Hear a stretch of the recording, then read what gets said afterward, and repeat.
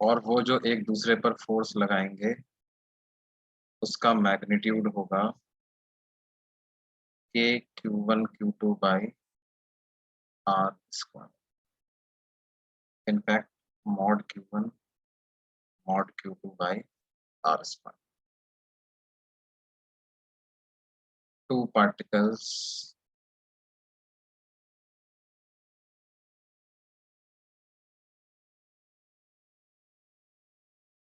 exert electrostatic force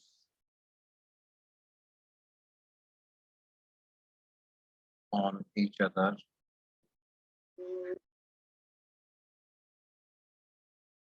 along the line joining them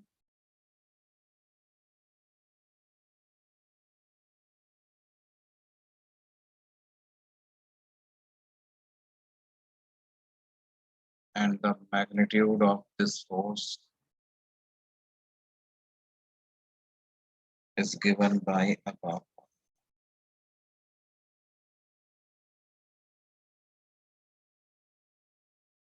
direction कैसे decide होगी? अगर positive positive हैं तो एक दूसरे को रिपेल करेंगे,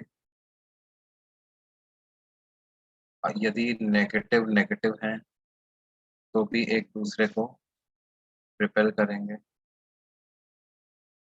और यदि पॉजिटिव नेगेटिव हैं तो एक दूसरे को अट्रैक्ट करेंगे।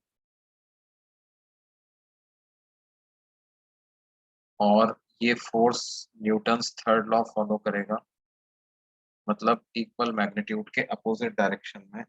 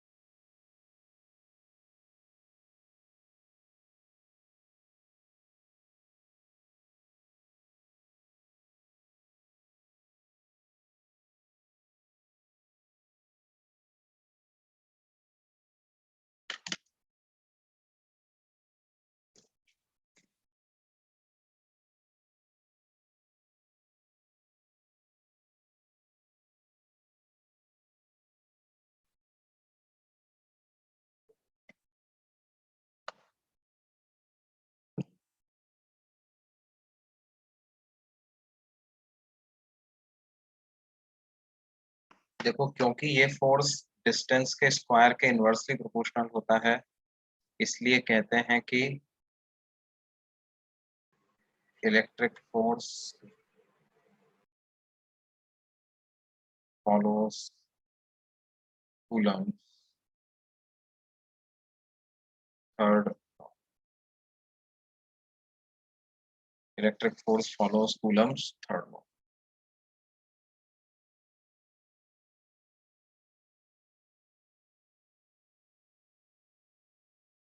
K is a constant. R is separation between these particles.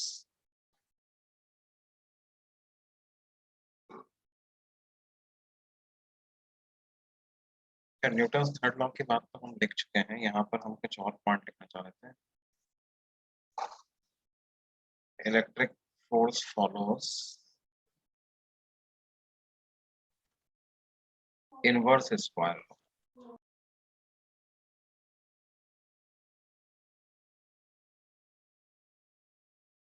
Why? Because magnitude of force is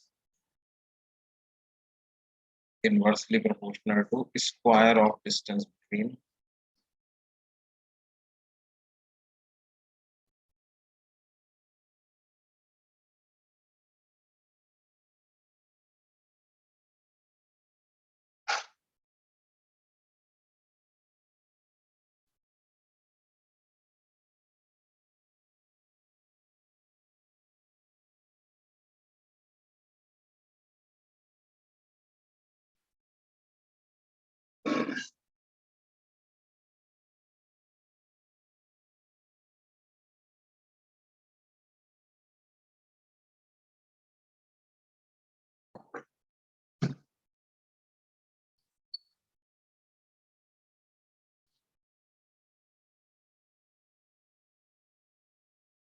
अच्छा, के क्या होता है?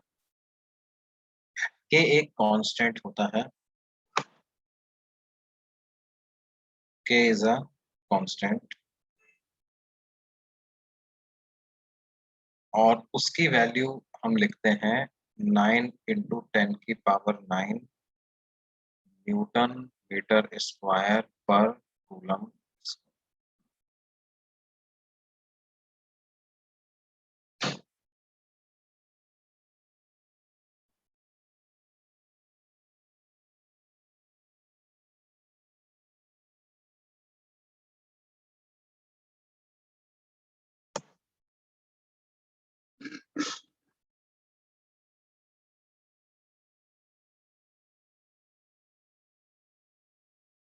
के को 1/4πε0 भी लिखते हैं।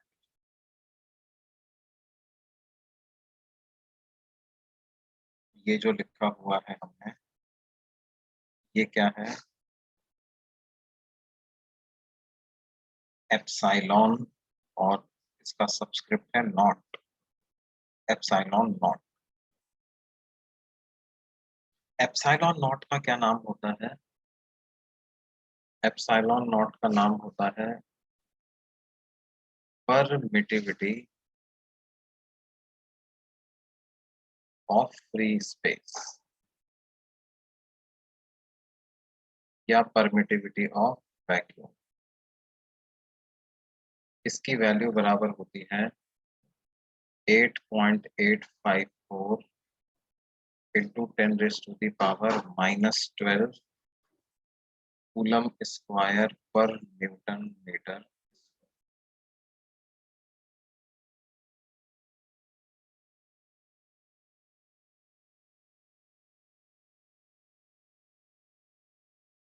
परमिटिविटी का मतलब क्या होता है? Permittivity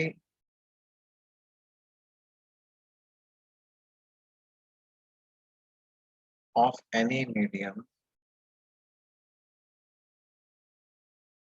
is a constant of for that medium,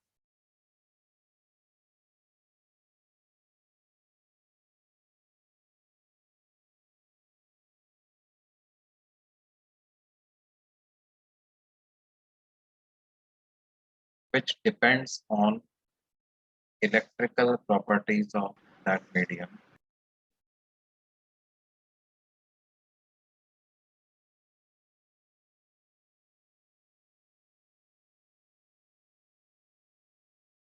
and it decides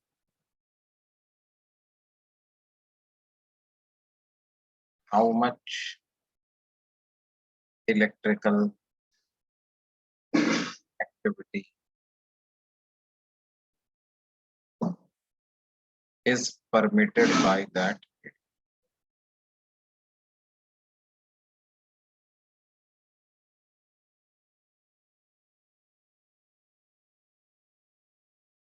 मतलब ये जो कांस्टेंट है, इसी पर हम आगे जाकर के देखेंगे कि लाइट की स्पीड भी इस पे डिपेंड करती है।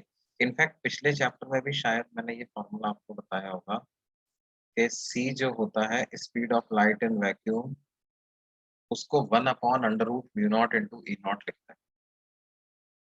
c is speed of light which is an electromagnetic wave in vacuum।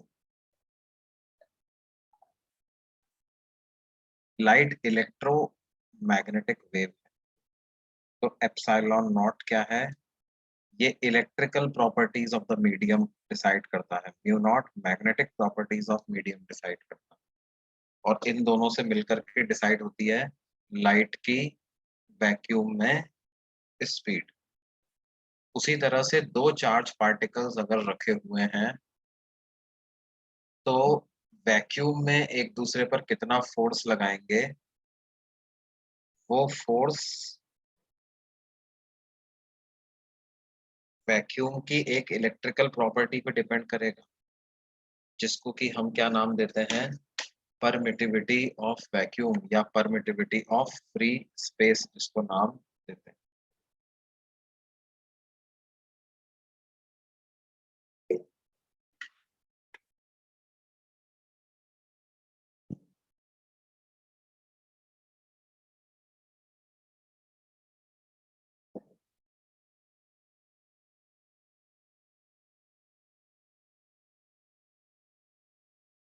Previous page कुछ लोग डिमांड कर रहे हैं, ये प्रीवियस पेज रहा बच्चों।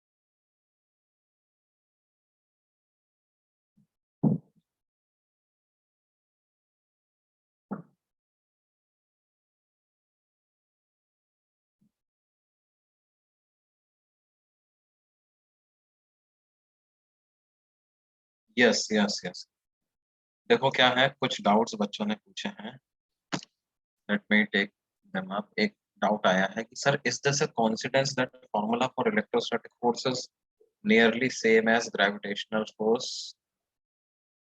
हाँ, देखो,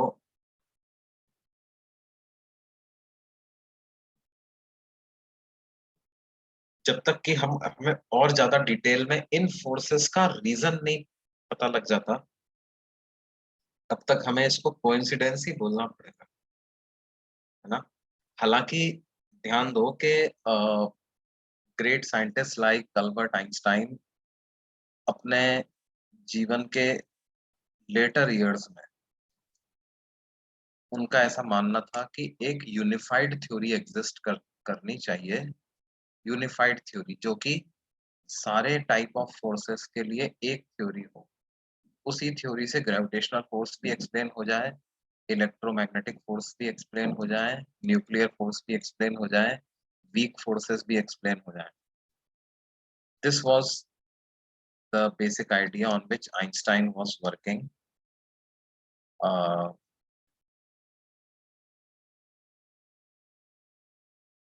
But he could not succeed. He could not succeed in unifying all these theories. हालांकि क्या है, देखो, इलेक्ट्रो इलेक्ट्रिक इंटरेक्शन और मैग्नेटिक इंटरेक्शन को लोगों ने कंबाइन कर चुके हैं, ठीक है? उनमें लिंक ढूंढ चुके हैं इन वेरी रिसेंट ईयर्स, पिछले 10-12 सालों में। इनफैक्ट वीक फोर्सेस और इलेक्ट्रोमैग्नेटिक फोर्सेस में भी लिंक लोगों ने ढूंढा है। लेकिन ग्रेविटेशनल फोर्स एक ऐसा बड़ा फोर्स है जिसका अभी तक इन तीनों के साथ, बाकी तीनों टाइप ऑफ फोर्सेस के साथ कोई मेजर कनेक्शन समझ में लोगों को नहीं आया, आज तक भी नहीं आया। इनफैक्ट ग्रेविटेशनल फोर्स का बेसिक रीजन ही लोगों को अभी तक क्लियर नहीं है। कई लोग ग्रेविटेशनल वेव्स के टर्म्स में इसको समझाते हैं, कई लोग बोलते हैं कि स्पेस टाइम के कर्व होने की वजह से ही ग्रेविटेशनल फोर्स अपने आप डेवलप हो जाता है, ठीक है। तो अभी के लिए हमें यही मानना है कि भाई क्या है, coincidence. Yes, in fact, many scientists were working on this project, unified theory, ठीक है।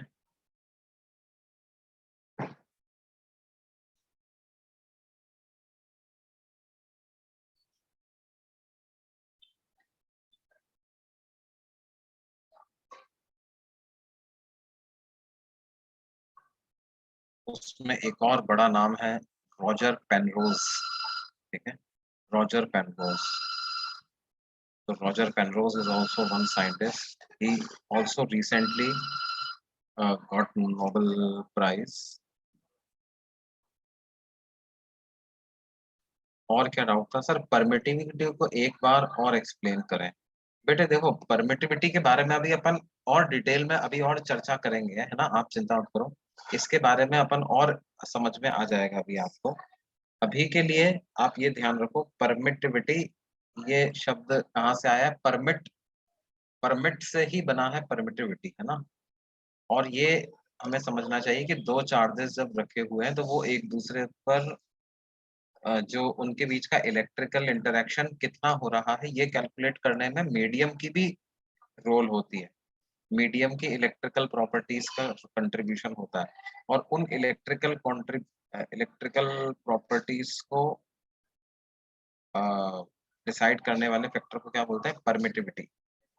परमिएबिलिटी क्या होता है? परमिएबिलिटी जैसे इलेक्ट्रिकल प्रॉपर्टीज परमिटिविटी से डिसाइड होती हैं, वैसे ही मैग्नेटिक प्रॉपर्टीज परमिएबिलिटी से डिसाइड, है ना।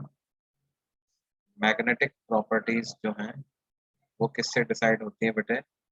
परमिएबिलिटी। किसी भी मीडियम के पास कुछ इलेक्ट्रिकल और मैग्नेटिक प्रॉपर्टीज होती है, ठीक है। अभी इस देखो, लाइट एक इलेक्ट्रोमैग्नेटिक वेव है, उसमें इलेक्ट्रिक फील्ड भी होता है और मैग्नेटिक फील्ड भी होता है, तो दोनों कांस्टेंट की जरूरत हमको पड़ती है ना। अभी जब हम दो स्टैटिक चार्जेस के बीच के इंटरेक्शन की बात कर रहे हैं, तो स्टैटिक चार्जेस एक दूसरे पर सिर्फ इलेक्ट्रिक फोर्स ही एक्सर्ट करते हैं, तो उसमें परमिएबिलिटी का कोई योगदान नहीं आता। उसमें तो सिर्फ क्या आता है, के 1/4 पाई एप्सिलॉन नॉट के बराबर ही आता है, सिर्फ परमिटिविटी का ही कंट्रीब्यूशन, ठीक है। अब देखो इसमें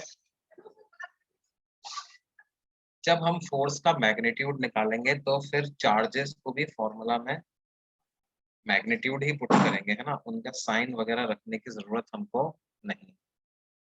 जैसे देखो, एक -3 माइक्रोकूलम चार्ज है, राइट, या ऐसा ले लेता हूँ, एक -5 माइक्रोकूलम चार्ज है।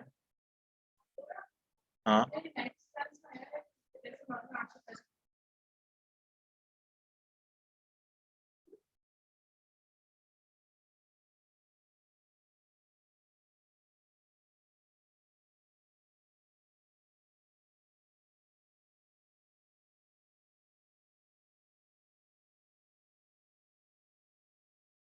देखो ये दो चार्जेस, और 5 माइक्रोकूलम 3, 0 पे रखा हुआ है, -5 माइक्रोकूलम 0, 4 पे रखा हुआ है, ठीक है। अब हमें क्या करना है? कैलकुलेट, ये मीटर में है, ये पूरा सिस्टम वैक्यूम में है। Calculate force on 5 microcoulomb charge. इस 5 माइक्रोकूलम चार्ज पे कितना फोर्स लग रहा होगा, ये हमें कैलकुलेट करना है, ठीक है। एक्सप्रेस मतलब आपको मैग्नीट्यूड भी पता लगाना है, डायरेक्शन भी पता लगानी है, दोनों पता लगाना है। ये एक्स एक्सिस है, ये वाई है।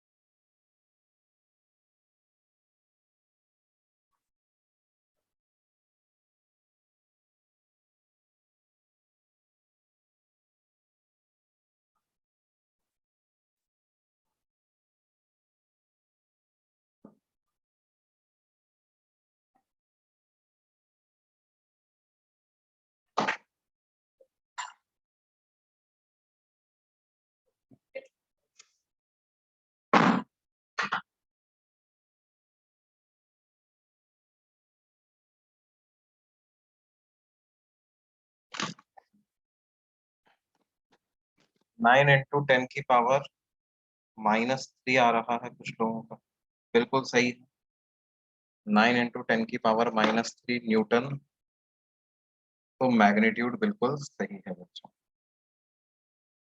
देखो कैसे करेंगे।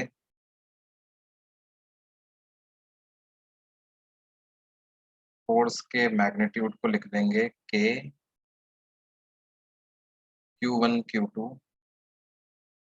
5 × 10⁻⁻6, और इसका भी मैग्नीट्यूड ही यूज करेंगे, तो वो भी आएगा 5 × 10⁻⁻6 डिवाइडेड बाई डिस्टेंस का स्क्वायर। अब इनके बीच की डिस्टेंस तो 5 है, तो 5 मीटर का स्क्वायर। क्या आ जाएगा बेटे, ये कैंसिल हो गया, तो फोर्स का मैग्नीट्यूड आ जाएगा 9 × 10⁻³ न्यूटन। इतना फोर्स आ जाएगा।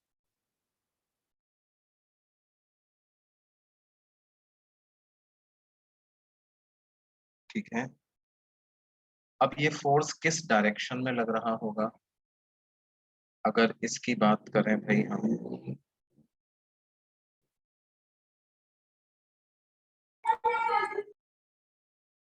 तो ये फोर्स लग रहा होगा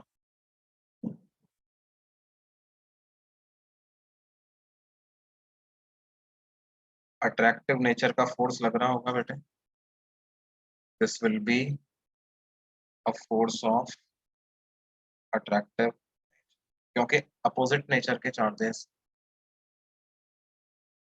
अब ये जो अट्रैक्टिव नेचर का फोर्स लगेगा, तो ये जो वाई एक्सिस पे चार्ज रखा हुआ है उस पर इधर लगे, एक्स एक्सिस पर जो चार्ज रखा हुआ है उस पर ऐसे,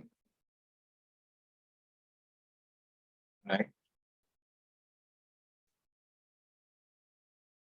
ठीक है, हमें इस पे पूछा है 5 माइक्रो कूलम वाले पे पूछा है इस, तो उसको हम बिल्कुल, या तो अपन ये वाला एंगल पता लगाना, let this angle be theta, so tan theta will come out to be 4/3, मतलब 53 डिग्री।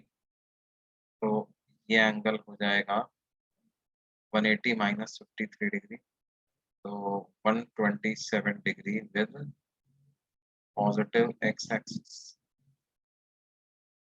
या हम इसको वेक्टर फॉर्म में भी लिख सकते थे, है ना, cos 53 माइनस आई कैप और sin 53 जे कैप। तो 9 × 10⁻³ ये तो मैग्नीट्यूड आ ही गया, और माइनस cos 53 आई कैप प्लस sin 53 डिग्री जे कैप, यस। तो 9 × 10⁻³ ये होगा -3/5 और 4/5, तो -3 i cap plus 4 j cap divided by इतना।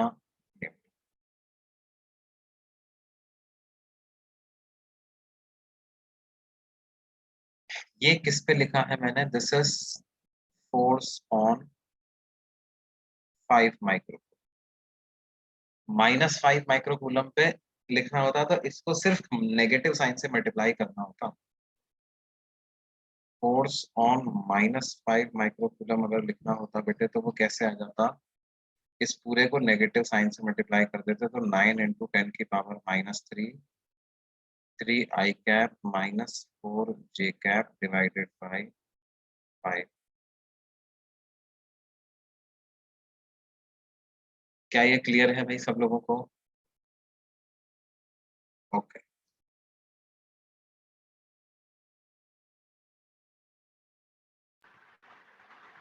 अब देखो इसमें रोल ऑफ मीडियम भी समझते हैं हम, कि मीडियम का क्या रोल होता है।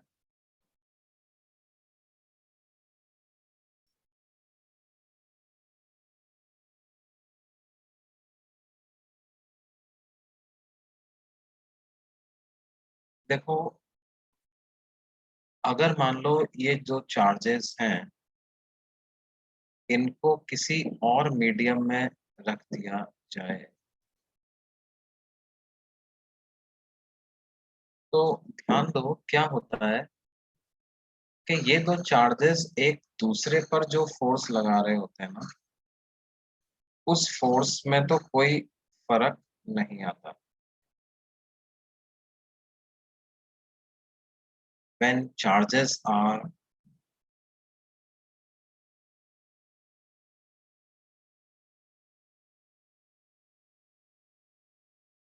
placed in some medium other than vacuum, then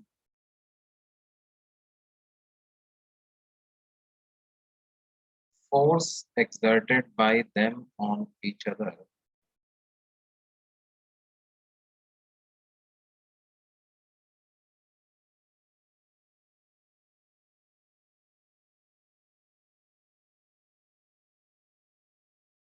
remains unchanged. उस पे कोई फर्क नहीं आएगा, but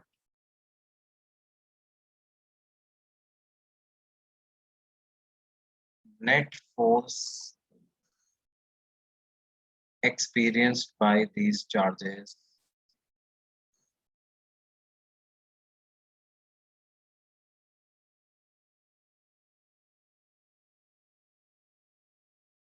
in the medium अरे changes. अरे भाई ऐसा कैसे हो गया?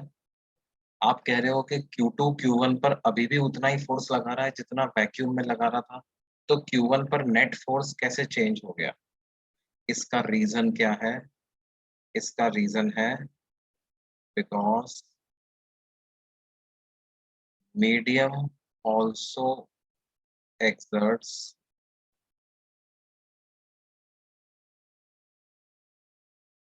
a force on these charges.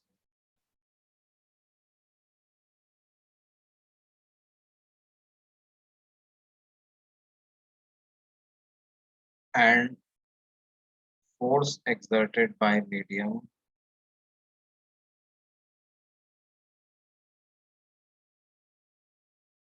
will always be in opposite direction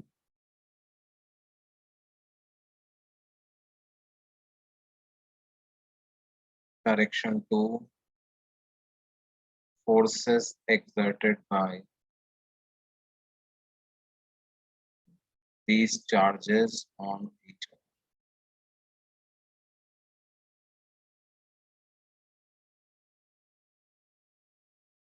ये चार्जेस एक दूसरे पर जो फोर्स लगा रहे हैं उसके ठीक अपोजिट डायरेक्शन में मीडियम का फोर्स है।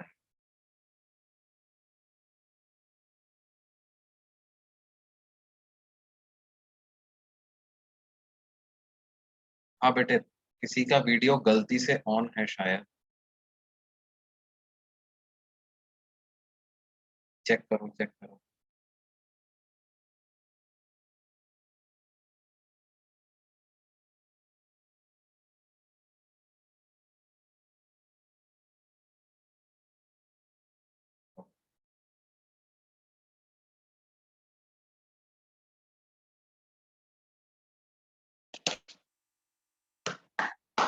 भाई देखो, थोड़ी सी नींद का सा समय हो रहा है यार, कुछ लोगों को नींद आ रही है, मैंने देखा video.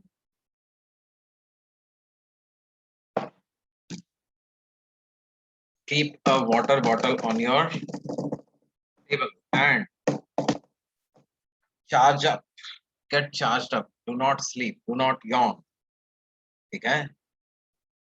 Because medium also exerts a force on these charges and force exerted by medium will always be in opposite direction to force exerted by these charges on each other. इसकी वजह से क्या होता है चार्जेस द्वारा experience net force medium में अलग हो जाता है। ठीक है, हमें लगता ऐसा है कि इन दोनों आपस में चार्जेस के बीच में इंटरेक्शन चेंज हो गया है। और ध्यान दो, क्योंकि मीडियम जो फोर्स लगाता है वो इन दोनों चार्जेस ने जो एक दूसरे पर फोर्स लगाया है उसके अपोजिट डायरेक्शन में ही लगाता है, इसलिए net force experience by these charges जो है वो हमेशा डिक्रीज ही होता है। ये जो मैंने चेंज लिखा है, ये चेंज की जगह हम डिक्रीज भी लिख सकते हैं। वो हमेशा क्या होता है, डिक्रीज ही हो जाता है। और किस फैक्टर से डिक्रीज होगा, that factor will be a constant for any medium.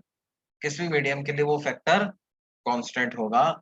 तो मान लो ये किसी मीडियम में रखे हुए हैं, तो देखो, अगर आपसे पूछा जाए कि 1 पे 2 ने कितना फोर्स लगाया या 2 पे 1 ने कितना फोर्स लगाया, तो उसको आप अभी भी लिख सकते हो 1/4 pi epsilon nought mod Q1 mod Q2 by r square. लेकिन अगर हमसे पूछा जाए कि 1 पे कितना फोर्स लगा या 2 पे कितना फोर्स लगा, इसमें मीडियम का भी फोर्स हमको इंक्लूड करना पड़ेगा। और मीडियम का फोर्स अलग से जानने की जरूरत नहीं है, क्योंकि क्या होता है, जो नेट फोर्स होता है वो हमेशा वैक्यूम वाले नेट फोर्स से एक मीडियम डिपेंडेंट कांस्टेंट से हमेशा डिवाइड हो जाता है। इसको ऐसे लिख देते हैं 4 pi epsilon nought epsilon r mod Q1 mod Q2 by r square.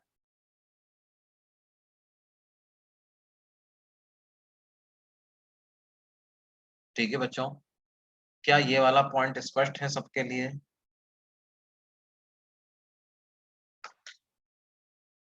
No no no no, देखो अब एक मिनट रुको, कुछ कुछ डाउट्स इकट्ठे हैं, उन डाउट्स को अपन क्लियर कर लेते हैं।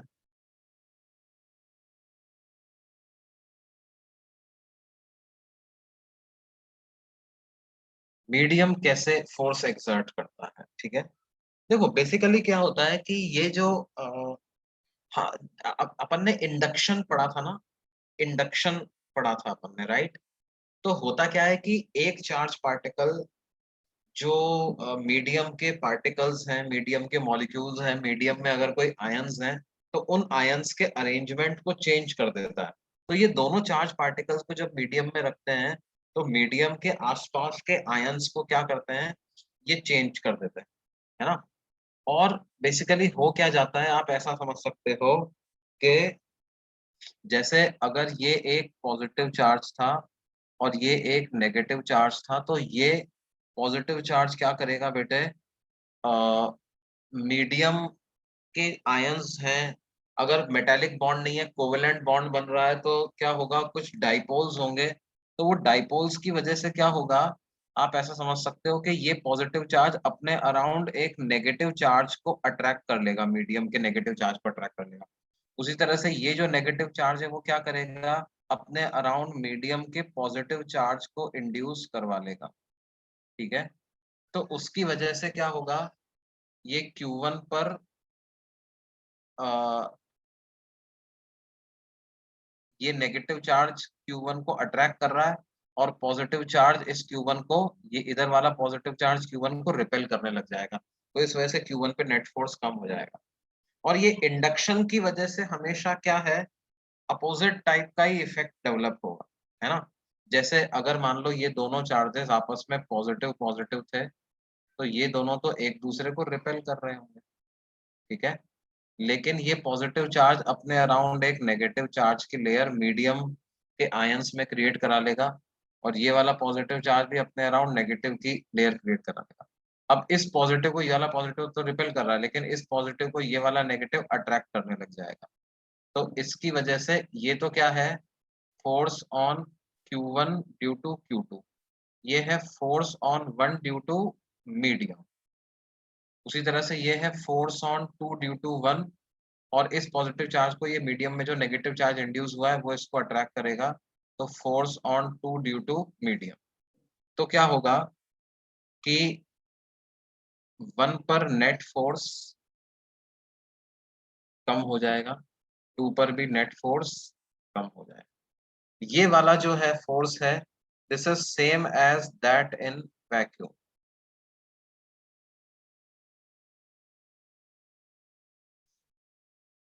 This is same as that in vacuum. लेकिन ये मीडियम के इंड्यूस्ड चार्जेस की वजह से जो फोर्स आया है, उस फोर्स से क्या है, ये नेट फोर्स कम हो गया। F2 क्या है? Net force on Q2 in medium.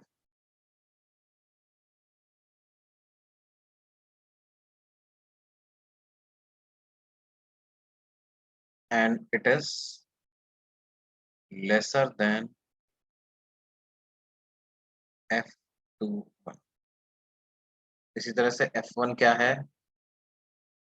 Net force on Q1 and it is also lesser than क्या? F1। इनफैक्ट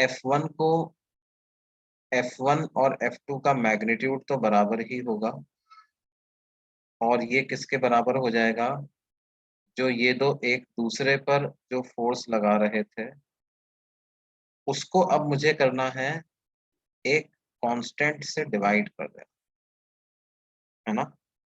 F1 का मैग्नीट्यूड या F2 के मैग्नीट्यूड को क्या लिखूंगा बच्चों? उसको लिखूंगा 1/4 pi epsilon nought epsilon r mod Q1 mod Q2 by r। जहां पर एप्सिलॉन r जो होता है, पहले उसका नाम सुन लो, इसका नाम होता है relative permittivity of medium. Relative permittivity, या इसका एक नाम और होता है dielectric constant of medium.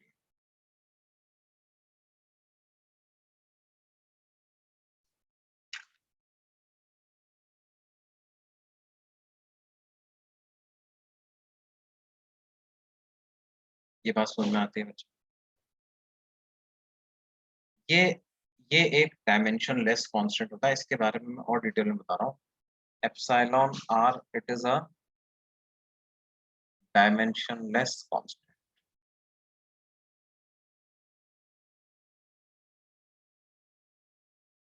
This is constant for a medium.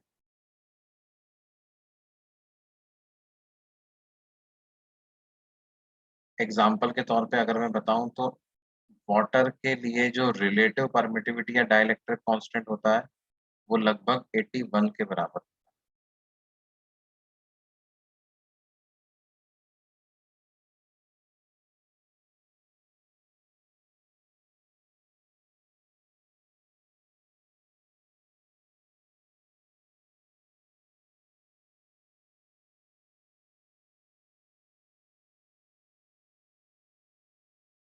है ना, इतना 81 के फैक्टर से कम कर देता है। Does vacuum exert any force on the charges? No. Vacuum does not exert any force on the charges। ठीक है।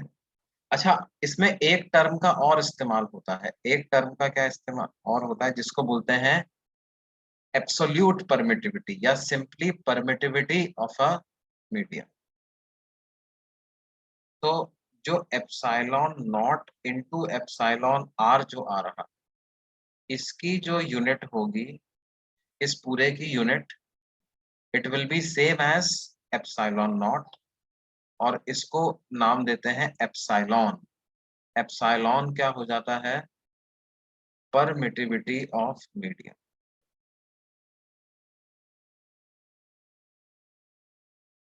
परमिटिविटी या एब्सोल्यूट परमिटिविटी ऑफ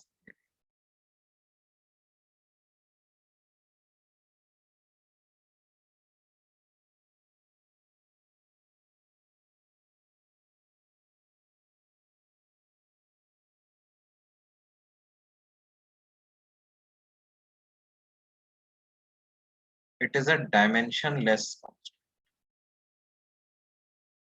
डायमेंशनलेस मतलब यूनिटलेस।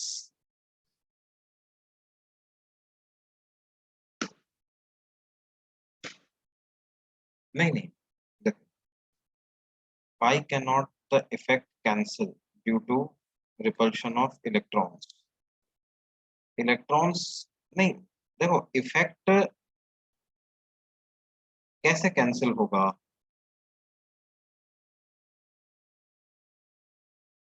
भाई इफेक्ट कैसे कैंसिल होगा?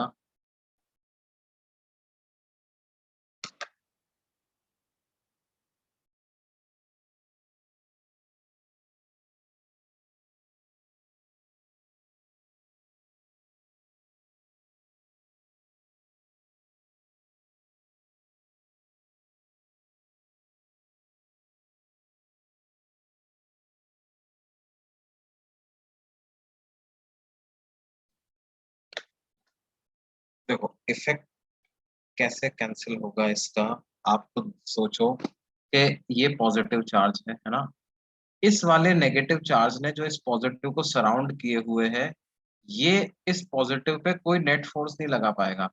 फोर्स लगाएगा सब जगह से, वो कैंसिल हो जाएगा। ठीक है, अब इस पॉजिटिव पे ये जो बाहर दूसरे वाले पॉजिटिव के अराउंड जो नेगेटिव आया है, ये वाला नेगेटिव तो इस पॉजिटिव पे फोर्स लगाएगा ना अपनी तरफ, तो इस नेट इफेक्ट कैंसिल नहीं हो पाएगा। ठीक है,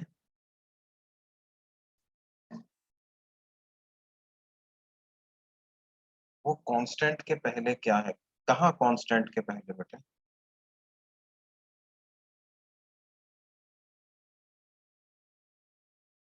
कांस्टेंट के पहले क्या है? ये इस जगह की बात कर रहे हो क्या?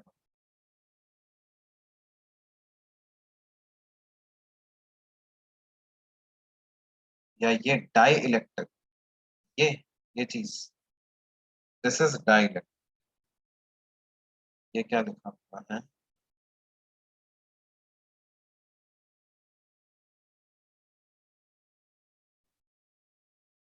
Die electric.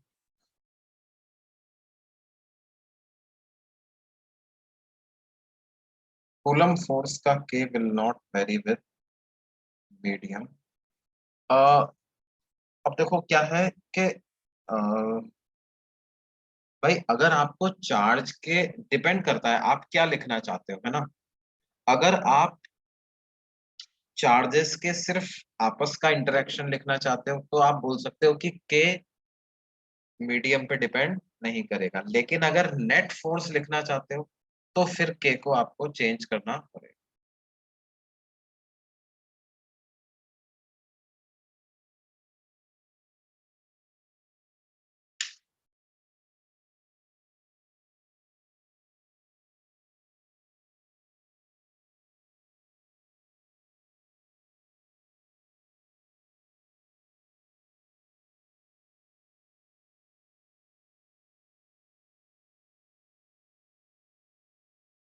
है ना।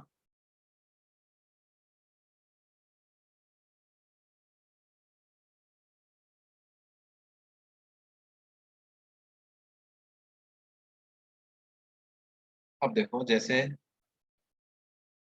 इस पे किस तरह के क्वेश्चन बनेंगे। मान लो हमसे कहा जाए कि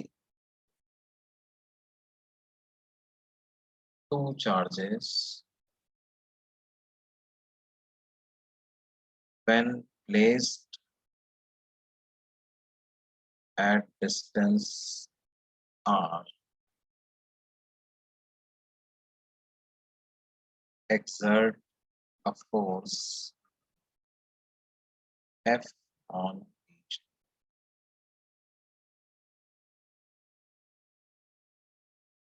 When these charges are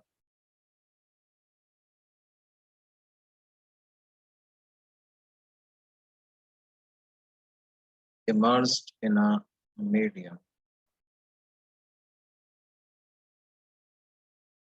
having relative permittivity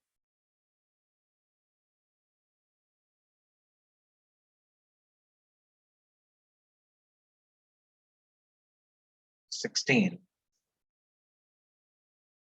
then find the separation at which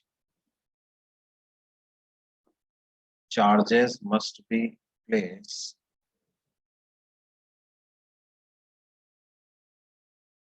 so that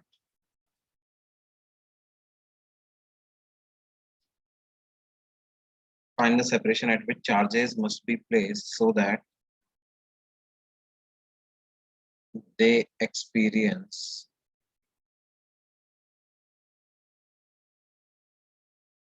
same force in the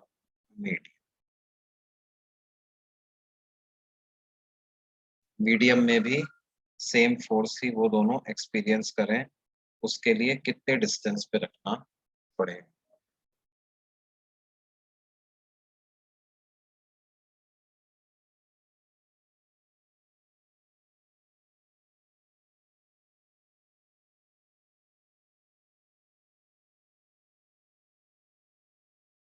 बिल्कुल सही, बिल्कुल सही। एक बच्चे का आंसर आ भी गया है, बिल्कुल सही जवाब बताया है।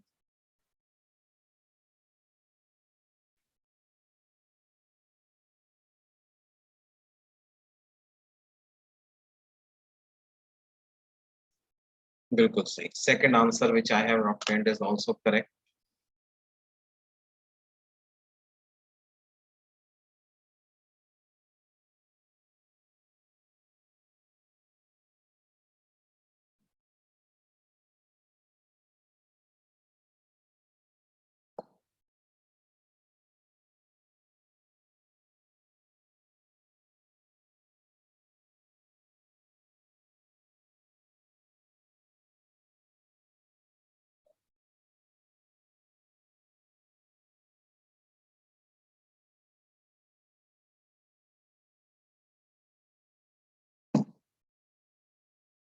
Yes yes yes, correct correct, बिल्कुल सही, सही बता रहे हैं ये सब बच्चे। देखो क्या है, हम क्या करें, जो मीडियम में इन्होंने एक दूसरे पर फोर्स लगाया था, वैक्यूम में लगाया था, वो था 1/4 पाई एप्सिलॉन नॉट के mod Q1 mod Q2 by, sorry ये के की जगह तो मैंने लिख ही दिया, बाई आर स्क्वायर। और हम चाहते हैं कि ये मीडियम में कितनी डिस्टेंस पे रखें कि वहां भी फोर्स इतना ही लगे, तो वो हो जाएगा 1/4 pi epsilon nought into epsilon r की वैल्यू 16 दी हुई है, into mod Q1 mod Q2 divided by r dash का स्क्वायर। तो ये मॉड Q1 मॉड Q2 से ये कैंसिल हो जाएगा, 4 पाई एप्सिलॉन नॉट से 4 पाई एप्सिलॉन नॉट कैंसिल हो जाएगा, r dash square is r square by 16, तो ये वैल्यू आर बाई 4 है।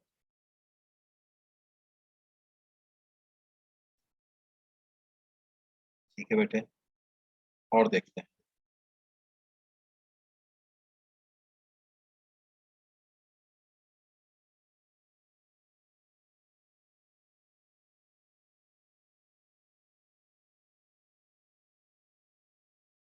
4 आर आंसर नहीं होगा बेटे, R/4 होगा। ठीक है, देखो भाई सिंपल सी बात है कि पर रिलेटिव परमिटिविटी 16 होने की वजह से फोर्स कम होने वाला है ना। अगर आप डिस्टेंस सेम रखते तो नेट फोर्स एक्सपीरियंस कम हो जाता।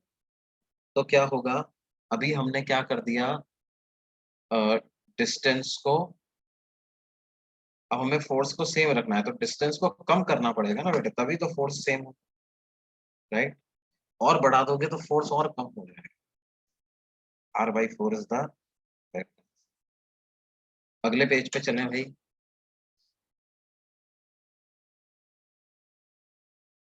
देखो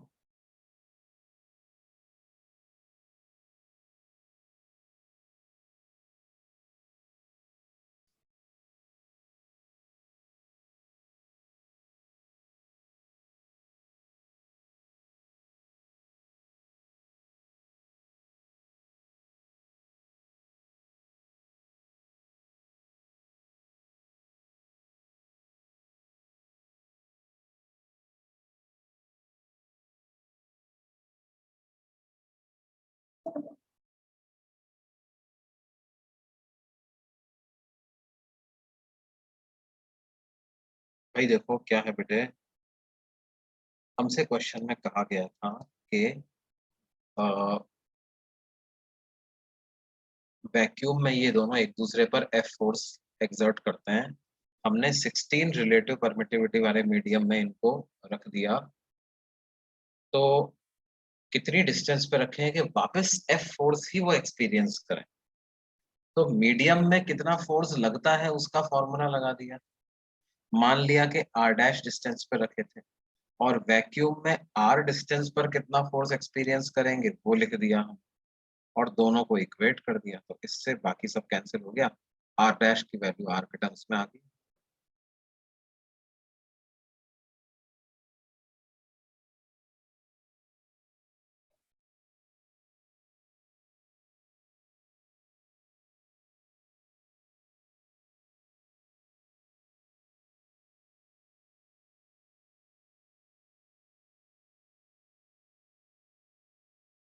और देखिए भाई क्या है।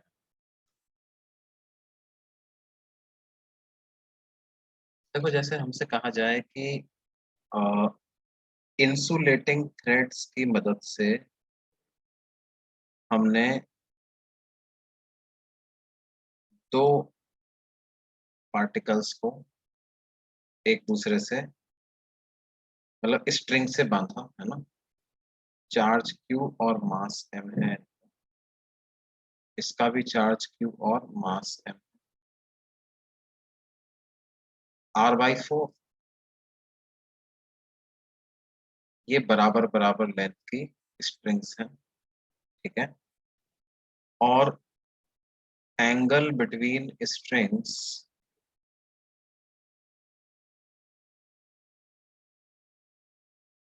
In vacuum is theta in equilibrium.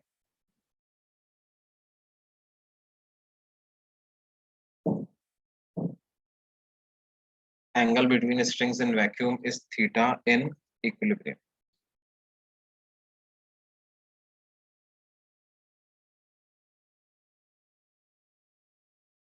ठीक है बेटे।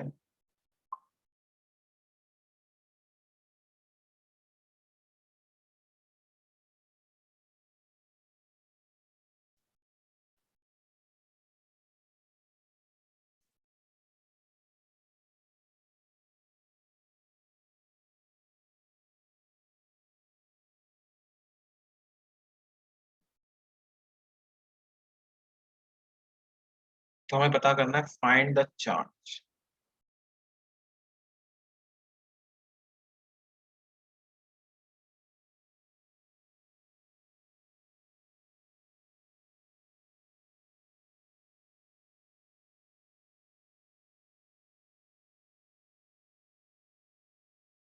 Find the charge on the two spheres.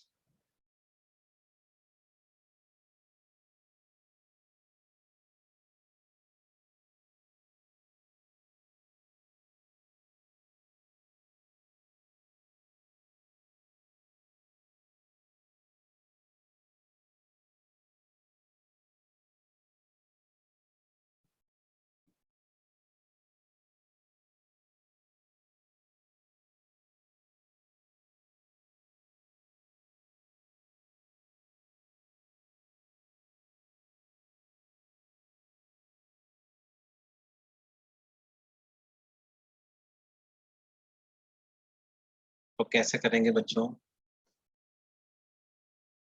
Equilibrium की कंडीशन लगाएंगे, है ना। किसी भी एक चार्ज को आप सिस्टम मान लो,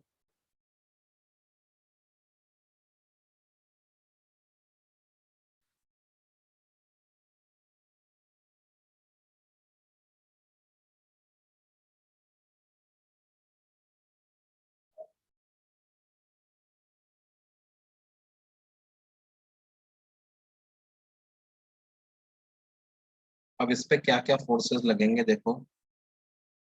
ये वाला चार्ज इसको रिपेल कर रहा होगा, स्ट्रिंग फोर्स स्ट्रिंग के अलोंग लग रहा होगा,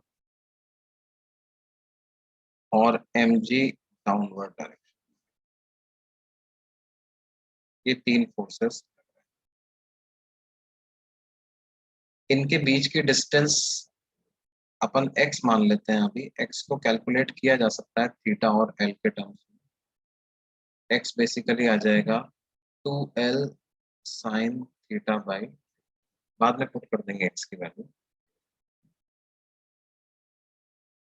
यहाँ पर अगर मैं वर्टिकल लाइन बनाऊंगा तो क्योंकि ये एंगल थीटा बाई 2 आएगा तो ये एंगल भी थीटा बाई 2 आएगा। इधर टेंशन है, ये फोर्स है। तो हम इस वाले चार्ज पर इक्विलिब्रियम की कंडीशन लगा दें, t sine theta by 2, tension का साइन वाला कंपोनेंट वो f से बैलेंस हो जाएगा, and t cos theta by 2 ये mg से बैलेंस।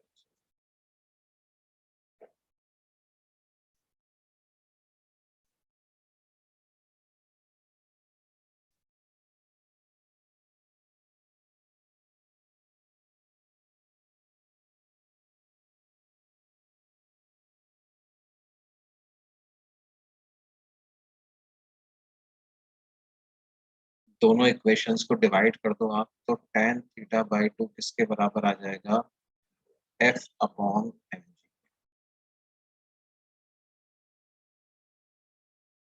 अब f को क्या लिखेंगे, k q square by x square, mg x, right. इसको आगे आप कंटिन्यू करके लिख सकते हो, tan theta by 2 is equal to, k की वैल्यू पुट कर दो चाहो तो 4 pi epsilon nought mg x square. x को क्या लिखेंगे, 2l tan theta by 2, x को रखेंगे 2l sine theta by 2, sorry, तो ये हो जाएगा 4l square sine square theta by, तो क्यू स्क्वायर की क्या वैल्यू आ गई, 16 pi epsilon not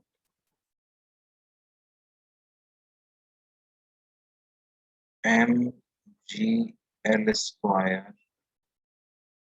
tan theta by 2 into sine square theta by, तो क्यू आ जाएगा under root of 16 pi epsilon nought m g l square tan theta by 2 into sine square theta by. ये बात समझ में आती है बच्चों?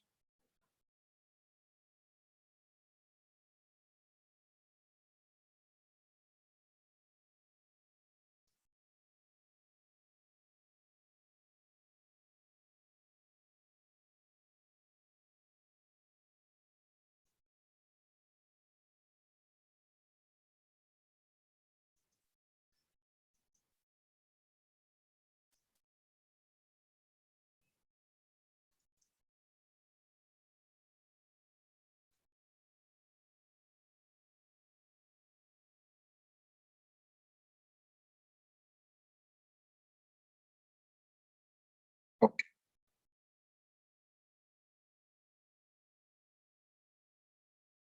वैक्यूम, नहीं नहीं बेटे, वैक्यूम का मतलब ग्रेविटी फ्री स्पेस नहीं होता। वैक्यूम का मतलब होता है कि बस एयर नहीं है। जैसे अर्थ पे ही मान लो क्या है, हमने कोई ऐसा एक क्लोज्ड कंटेनर लिया, ठीक है, और उस क्लोज्ड कंटेनर से क्या किया, मैंने एयर सक करता गया, ठीक है। तो क्या होगा, यहाँ पर एयर मॉलिक्यूल्स की डेंसिटी कम होती जाएगी, ठीक है। And if we have a mechanism, through some mechanism I can suck is as much amount of air from air, तो ये बेसिकली अपने आप में क्या हो जाएगा, एक वैक्यूम टाइप का बन जाएगा ना। इसका मतलब ये थोड़ी है कि यहाँ पर ग्रेविटी नहीं है, ग्रेविटी तो है, ठीक है बच्चों।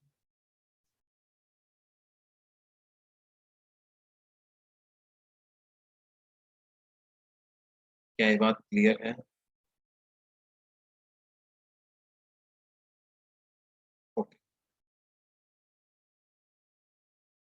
अब देखो, is epsilon r for vacuum 1? Yes, ऐसा भी आप बोल सकते हो। वैक्यूम के लिए रिलेटिव परमिटिविटी 1, बिल्कुल ऐसा बोल सकते हैं।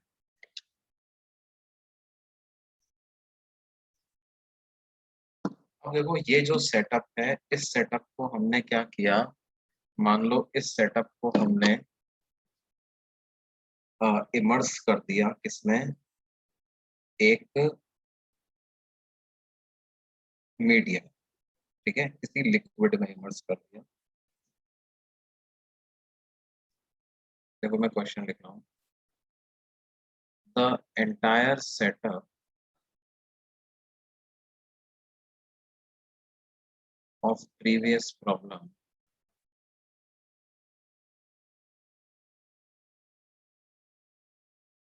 is immersed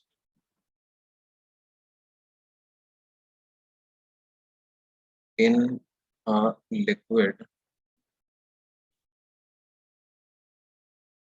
having density rho L and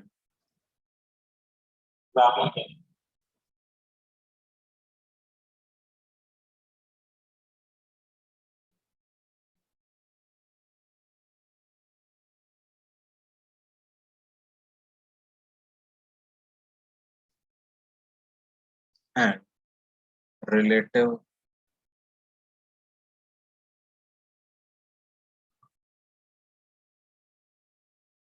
permittivity epsilon r, ठीक है। It is found that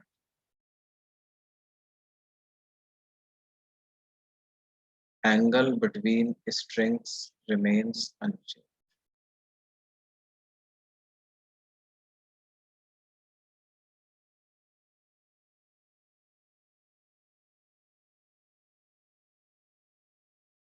तो हमें पता करना है, find the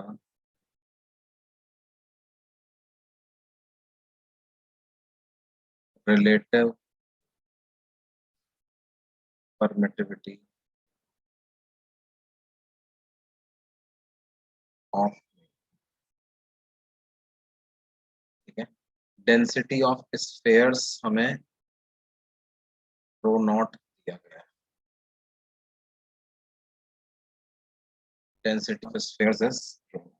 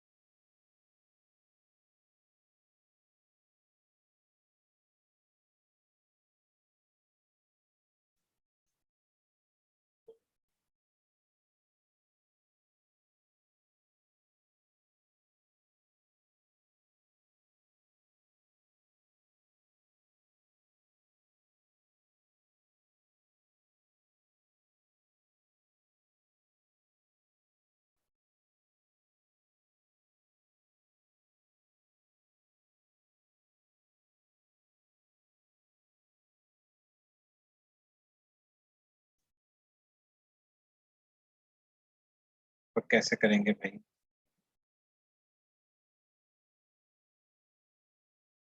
देखो, पिछले सवाल में हमने ये लिखा था कि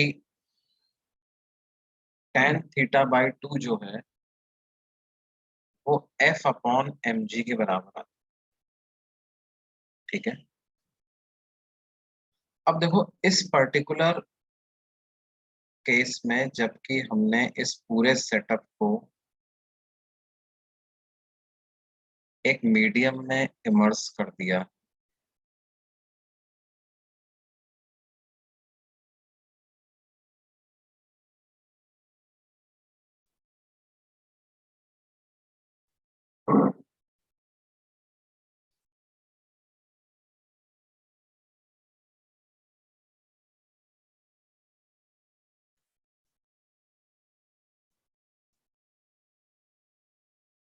पूरे सेटअप को मीडियम ने इमर्स कर दिया है और बोल रहे हैं कि ये थीटा चेंज नहीं होता। अगर थीटा चेंज नहीं होता, लेंथ ऑफ स्ट्रिंग चेंज नहीं होती, इसका मतलब इनके बीच की डिस्टेंस भी चेंज नहीं होती।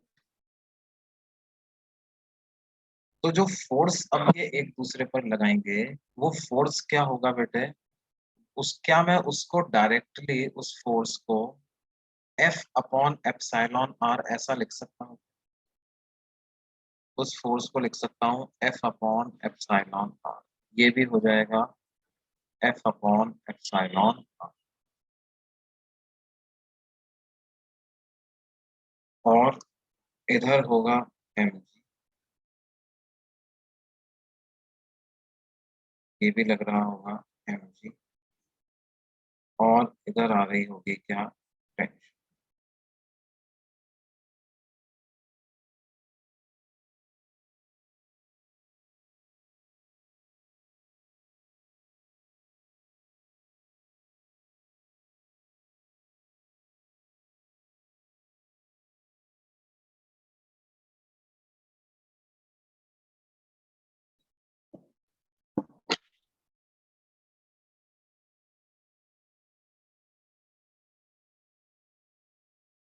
ये टेंशन अलग होगी बच्चों,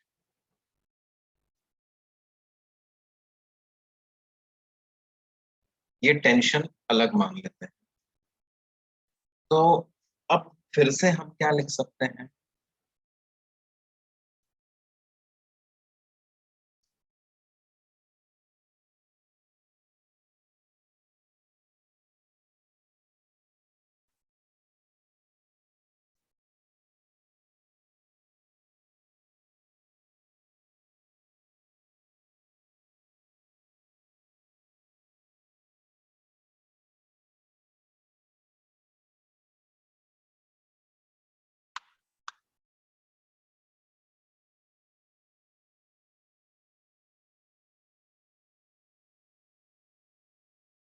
इक्विलिब्रियम की कंडीशन के हिसाब से। अच्छा, एक फोर्स और लग रहा होगा बच्चों यहाँ पे। कौन सा फोर्स हमने यहाँ पे नहीं लिखा है अभी तक? क्या कोई बता सकता है? कौन सा फोर्स अभी तक हमने लिखा? Buoyant force, upthrust, upthrust, बिल्कुल सही बात है। अप थ्रस्ट वाला फोर्स अभी तक हमने नहीं लिखा है, तो वो भी लग रहा होगा अप थ्रस्ट, बायन्ड। इसको अप थ्रस्ट या बायन्ड फोर्स भी बोल सकते हैं।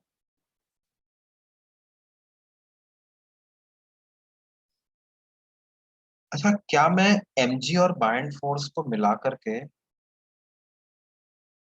बोल सकता हूँ कि नीचे की तरफ अब जो फोर्स बचेगा वो mg माइनस बी बचे?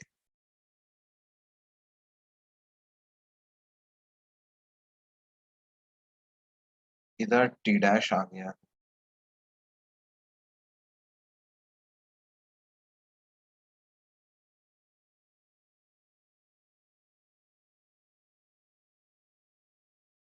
F divided by epsilon r लग रहा। तो हम क्या लिख देंगे? T dash sine theta is equal to f by epsilon r, and t dash cos theta is equal to m g minus b. तो divide कर दो इनको, तो टेन थीटा की क्या वैल्यू आ जाएगी? F upon epsilon r into m g minus f upon epsilon r into m g minus, ये ऐसा है। अब ये दोनों बराबर हैं बच्चों, दोनों टेन थीटा बराबर हैं। तो इनको इक्वेट कर दें, f upon m g is equal to f upon epsilon r into m g minus. तो एप्सिलॉन आर की क्या वैल्यू आ जाएगी? M g upon m g minus, यानी कि मास को क्या लिख दिया मैंने? Density of object into volume into g, density of object into volume into g, और बाइंड फोर्स को लिख दिया density of liquid into volume into g. तो ये Vg से Vg कैंसिल हो जाएगा, हमारे पास क्या आंसर आ जाएगा बच्चों, density of object upon density of object minus density of liquid, ये ऐसा।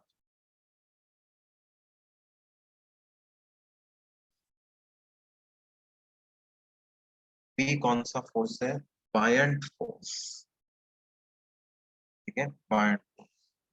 अच्छा हाँ, यहाँ पर भी थीटा बाई टू आएगा, इस पर भी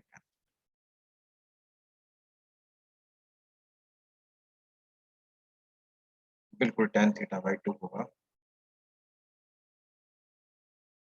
बिल्कुल सही बात है, बिल्कुल सही बात है, ये एंगल θ/2 है, बिल्कुल सही बोल रहे हो आप लोग, ये θ/2।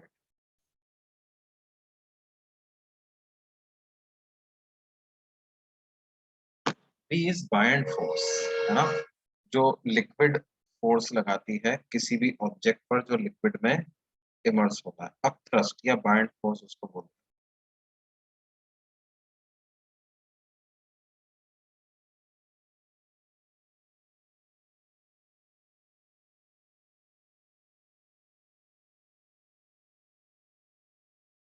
लास्ट 3 स्टेप्स कैसे लिखे,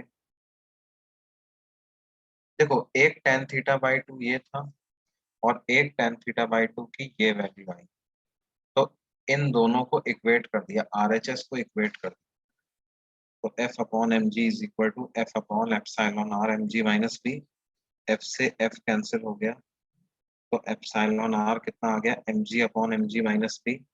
अब मास को कैसे लिखा, देखो इस बॉल का मास लिखना था मेरे को, तो मास को लिखा डेंसिटी इंटू वॉल्यूम, मास को लिख दिया density of object into volume, और जी तो है ही सही। बायंट फोर्स का फॉर्मूला तो यही होता है ना, बायंट फोर्स क्या होता है, density of liquid into volume of solid object जो उसके अंदर हमने इमर्स किया है, मल्टीप्लाइड बाय जी, ये बायंट फोर्स का फॉर्मूला है सब।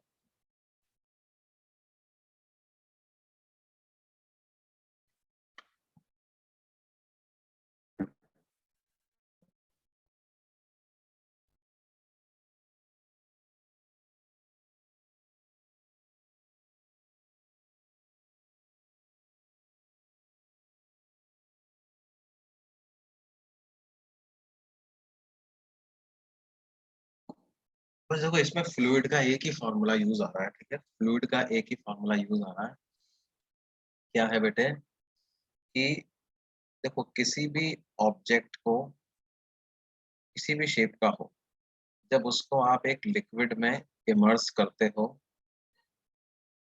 तो जो सराउंडिंग लिक्विड है वो प्रेशर की वजह से क्या है, ऊपर फोर्स एक्सर्ट करता है, उस फोर्स को क्या बोलते हैं, बायंट फोर्स, है ना।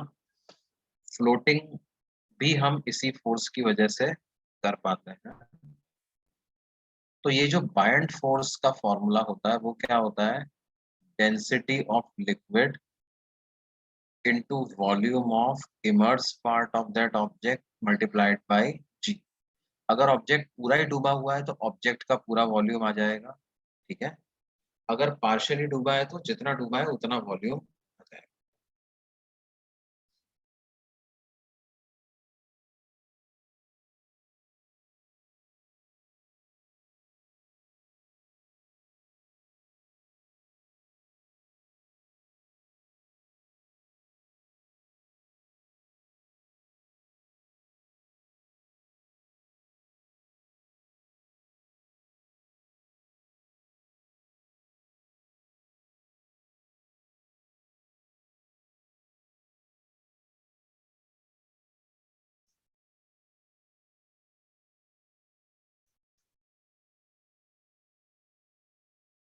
ये वैसे फ्लूइड मैकेनिक्स के पार्ट में पढ़ते हैं अपन इस कोर्स को, फ्लूइड मैकेनिक्स के बारे में पढ़ते हैं, लेकिन थोड़ा मतलब फ्लूइड मैकेनिक्स तो खैर बहुत बड़ा चैप्टर है, इतना हिस्सा तो 9th 10th क्लास में भी पढ़ते हैं यार, छोटी क्लासेस में भी तो पढ़ते हैं, आर्किमिडीज प्रिंसिपल और बायंट फोर्स ऑफ थ्रस्ट।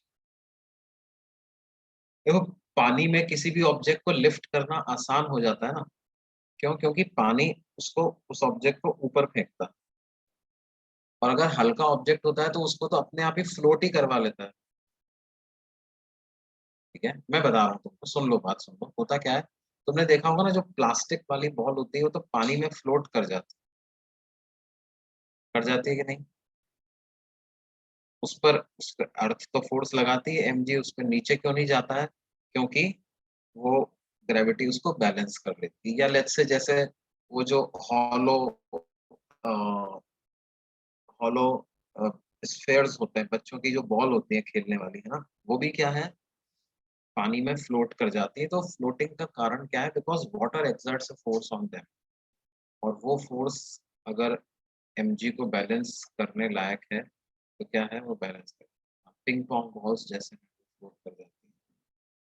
मतलब होना क्या चाहिए कि ऐसा ऑब्जेक्ट फ्लोट कर जाएगा जिसका वॉल्यूम तो ज्यादा है लेकिन उसका मास कम है ना। हॉलो हॉलो बॉल्स फ्लोट कर जाएंगी, प्लास्टिक बॉल्स फ्लोट कर जाएंगी, इनफैक्ट सॉलिड वुड भी फ्लोट कर जाता है, सॉलिड वुड भी फ्लोट कर जाता है। And all this happens because of buoyant force. Ships भी फ्लोट करते हैं, यस, शिप्स भी फ्लोट करते हैं। शिप्स को भी ऐसे मटेरियल से बनाया जाता है ना, और फिर उसका स्ट्रक्चर भी ऐसा रखा जाता है। तो एनी ऑब्जेक्ट जो कि फ्लोट कर रहा है, बेसिकली उस ऑब्जेक्ट पर, उस ऑब्जेक्ट के वेट को कौन बैलेंस कर रहा है? जिस भी लिक्विड में वो फ्लोट कर रहा है उस लिक्विड का बायंट फोर्स बैलेंस कर रहा है।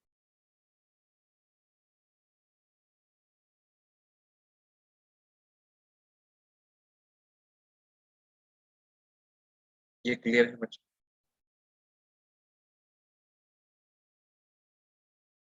देखो, थोड़ा जितना पानी के अंदर जाएगा, एक बच्चा पूछ रहा है, सर शिप्स पूरा ही अंदर क्यों नहीं चला जाता, पूरा क्यों नहीं रहता ऊपर, शिप्स पूरा ऊपर क्यों नहीं रहता? बेटे, बायंट फोर्स इस वॉल्यूम ऑफ इमर्स पार्ट के प्रोपोर्शनल है ना। तो जैसे क्या होगा कि कुछ पार्ट तो पानी के अंदर जाना ही पड़ेगा ना, तभी तो बायंट फोर्स लगेगा। अगर थोड़ा भी पार्ट पानी के अंदर नहीं जाएगा तो ये इमर्स्ड वॉल्यूम जीरो हो जाएगा, तो फिर बायंट फोर्स कहाँ से जनरेट होगा? तो for this buoyant force to get generated, some part must be inside the water, तभी तो बायंट फोर्स लगेगा। वही इसके वेट को बैलेंस कर। ये बात समझ में आती है बच्चों? हाँ, सिर्फ सरफेस पे रहेगा तो बायंट फोर्स नहीं लगेगा, ठीक है। भले ही थोड़ा सा ही अंदर रहे लेकिन थोड़ा अंदर जाना पड़ेगा उसको, तभी बायंट फोर्स लगेगा, ठीक है। ध्यान दो बच्चों, बायंट फोर्स सरफेस पे रहने से नहीं लगता है। बायंट फोर्स लगने के लिए तो ऑब्जेक्ट को अंदर जाना।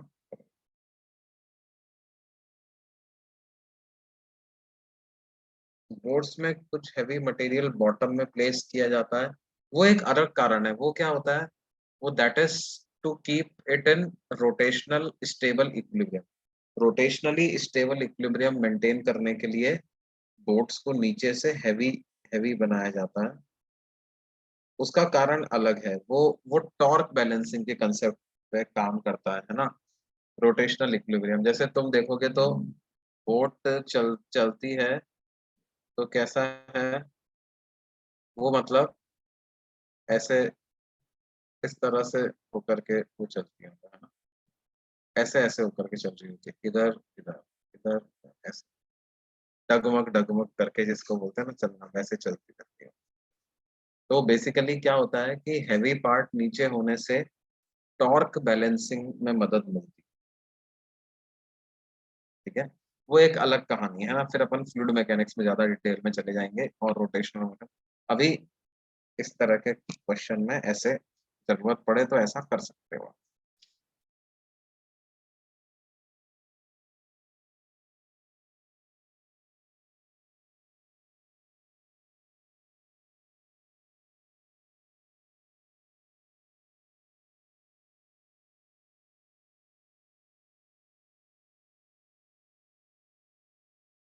अच्छा ये तो देखो दो ऑब्जेक्ट्स के बीच के इंटरेक्शन की बात हुई। अगर दो से ज्यादा ऑब्जेक्ट्स हुए तब क्या होगा बेटे? तो उस केस में हम यूज करते हैं something called as principle of superposition. Principle of superposition क्या कहता है कि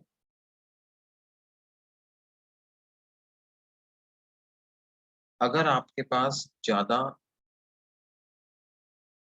कई सारे चार्जेस रखे हुए हैं, ठीक है,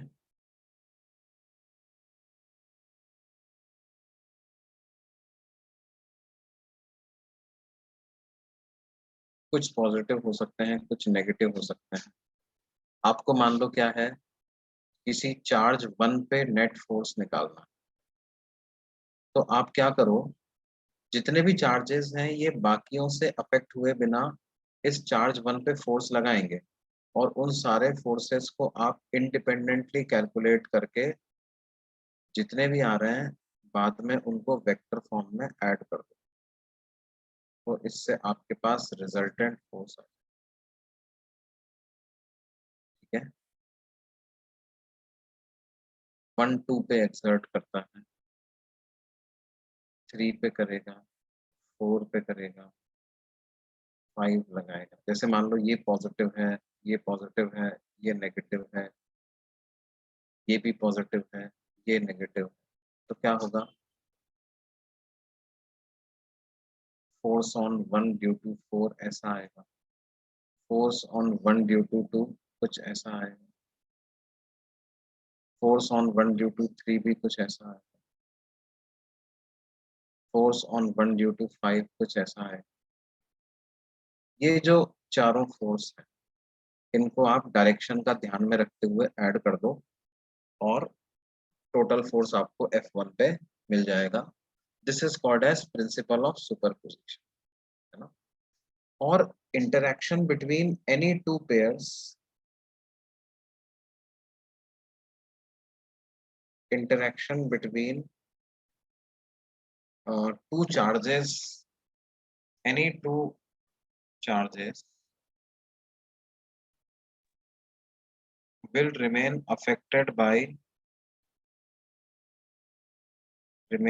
unaffected by presence of other charges.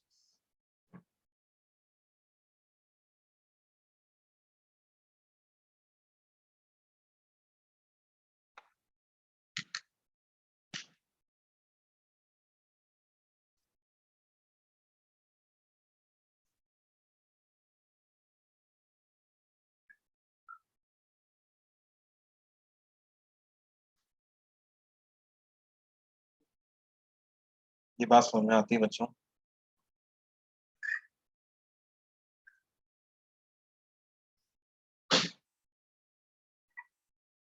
देखो जैसे मान लो यहाँ पर एक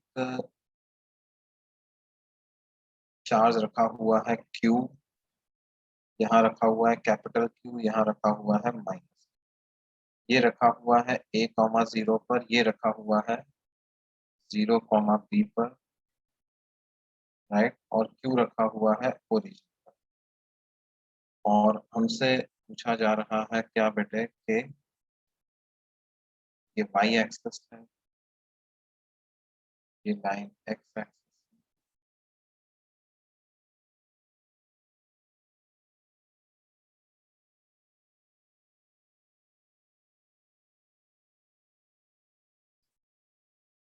तो कैसे अपन, हमें लिखना है कैलकुलेट फोर्स ऑन कैपिटल। तो कैपिटल क्यू को ये वाला माइनस क्यू अट्रैक्ट करेगा, राइट, और इधर वाला क्यू रिपेल करेगा, ठीक है बच्चों। अब ये जो राइट साइड में फोर्स लगेगा उसका मैग्नीट्यूड क्या हो जाएगा, k q q by a square, और नीचे की तरफ जो फोर्स लगेगा उसका मैग्नीट्यूड हो जाएगा k q q by b square. तो जो रिजल्टेंट फोर्स आ जाएगा नेट फोर्स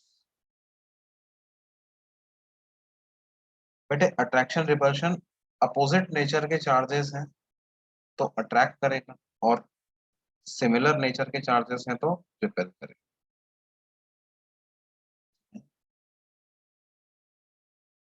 तो आ जाएगा के क्यू क्यू बाई, अब वेक्टर फॉर्म में ऐड करना है तो k q q by a square i cap minus k q q by b square j cap, इस तरह से।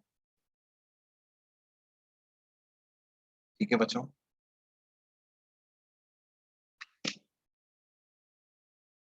ठीक है भाई, फिर बाकी हम लोग अगली क्लास में इसको कंटिन्यू करेंगे।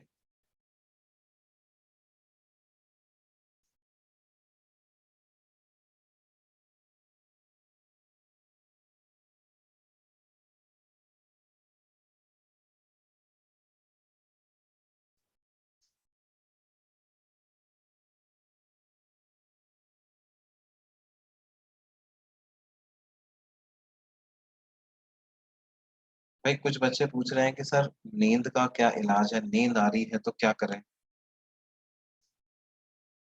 नींद आ रही है तो जैसा मैंने बताया, एक तो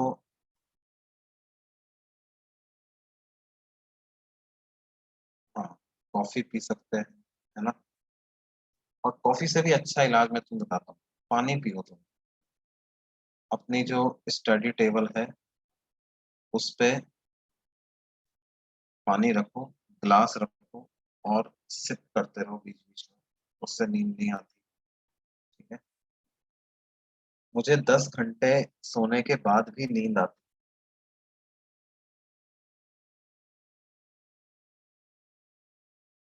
हाँ बेटे, होमवर्क आप जो है वो सेक्शन ए कर सकते हो, इलेक्ट्रोस्टैटिक्स का सेक्शन।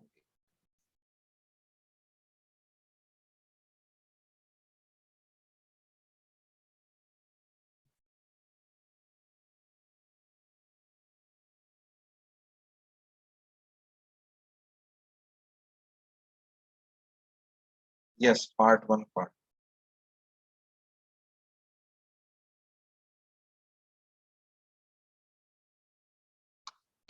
हाँ ऐसा होता था, मेरे साथ भी होता था, जब पढ़ते थे तब होता था, अभी भी होता है कभी कभी। जब क्लास ज्यादा हो जाती है, या रात में देर से सोए, या खाना खाने के तुरंत बाद क्लास लेने लगे, तो सेक्शन ए आएगा बेटा, है ना।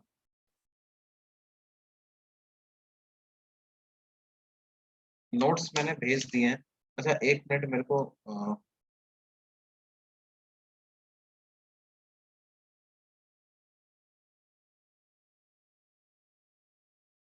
पढ़ाने में भी नींद आती है, हाँ आती है भैया।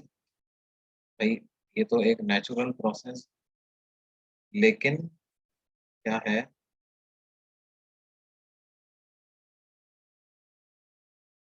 आप इसको, जैसा मैंने टेक्निक्स बताई,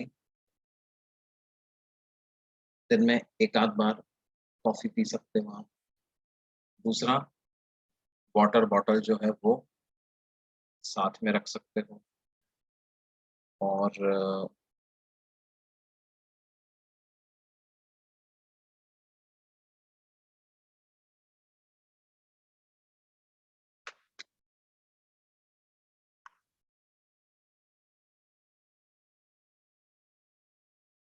पानी सिप करते रहो बीच बीच में।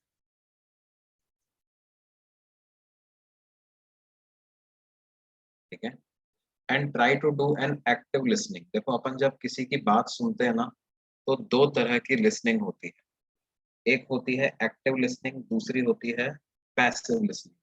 पैसिव लिसनिंग हैपेंस मेनली जब अपन टेलीविजन वगैरह या इस तरह का कुछ देख रहे हैं, तो दैट इज पैसिव। ठीक है। तो हमें एक्टिव लिसनिंग चाहिए। एक्टिव लिसनिंग का मतलब क्या है, जो बात हम सुन रहे हैं उसके बारे में सोचते भी जाए, विचार करते जाए। अच्छा इसका क्वेश्चन आएगा तो कैसे करेंगे।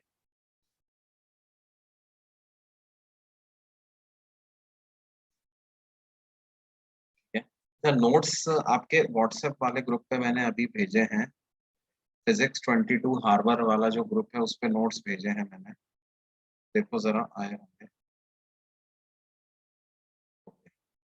पिछली क्लास के भी मैं अभी भेज दूँगा, तुरंत ही भेज दूँगा। ठीक है, अभी के लिए I have to stop the meeting, I have some other class. तो अगली क्लास में मिलते हैं बच्चों, ओके?